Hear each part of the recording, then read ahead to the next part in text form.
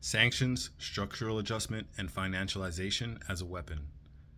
Empire is usually imagined through images of invasion, occupation, and soldiers on the ground. In the modern era, domination rarely arrives through military force alone.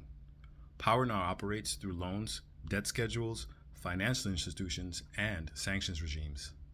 These tools quietly shape the political and economic choices of entire nations. Balance sheets, credit ratings, and access to finance increasingly replace armies as mechanisms of control. After World War II, the United States emerged economically and industrially intact. Europe and much of Eurasia faced widespread physical destruction and capital depletion. The US gained a decisive advantage as the primary global creditor and industrial supplier. This position allowed Washington to shape the rules of the emerging international system. A new global order developed under the banner of multilateral cooperation and reconstruction. New institutions centralized global finance and development decision-making. These included the International Monetary Fund, the World Bank, and later SWIFT. These bodies standardized how countries borrow, repay, trade, and access foreign currency.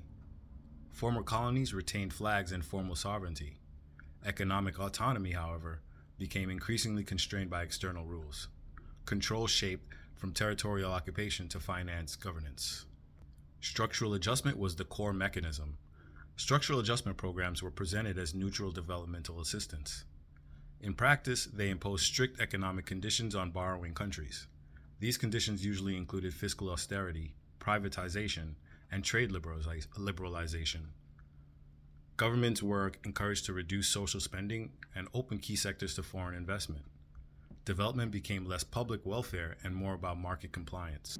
Loans typically finance large visible infrastructure projects. Examples include dams, power grids, highways, and industrial facilities.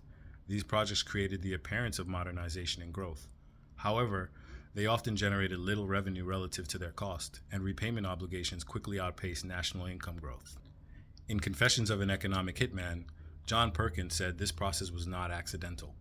Developmental lending relied on sophisticated economic models with inflated growth forecasts. These projections made unsustainable loans appear viable on paper. The real objective was not repayment, but long-term leverage. Debt replaced military conquest as a quieter and more efficient tool of domination. So these debt traps functioned by loans carried high or compounding interest rates. Economic shocks and commodity price drops or political instability made repayment almost impossible. Defaults were framed as catastrophic and irresponsible. Debt restructuring became the only acceptable option, but restructuring required political and economic concessions from the debtor states. Governments were pressured to privatize oil, minerals, utilities, and public services. National assets were transferred to foreign corporations, often at discount prices. Domestic industries lost protection from international competition, and political alignment with creditor states became an unspoken requirement.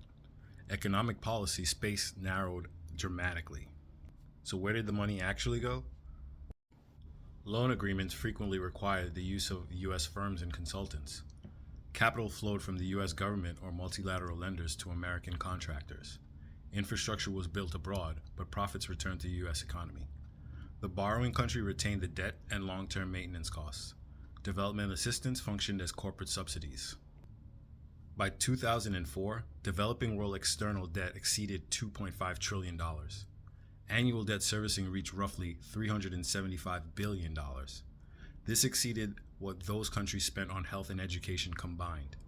Debt payments were approximately 20 times higher than foreign aid received, and many countries repaid the original loan principal multiple times over. Interest obligations ensured permanent indebtedness. Let's take a look at Ecuador as a case study. During the 1970s oil boom, Ecuador's poverty rate hovered around 50%. Public external debt stood near $240 million, but by 2000, poverty had risen towards 70%, and underemployment and unemployment approached 70% of the labor force. External debt expanded to approximately $16 billion. Resource wealth failed to produce broad-based development. Heavy borrowing across Latin America in the 1970s led to a crisis in the 80s. Mexico, Brazil, Argentina struggled to meet debt obligations, and the IMF interventions enforced austerity and economic restructuring. Growth stagnated and wages collapsed. Similar patterns appeared across Africa through mining and cash crop privatization. We all are familiar with Argentina's notoriously high inflation and repeated instances of being in that situation. Let's talk about elite capture and client states. Structural adjustment relied on cooperation from domestic elites. Political leaders benefited through contracts, kickbacks, and prestige projects. Public accountability weakened as external financing replaced domestic legitimacy. U.S. corporations and local elites gained, and the general public absorbed austerity and long-term costs.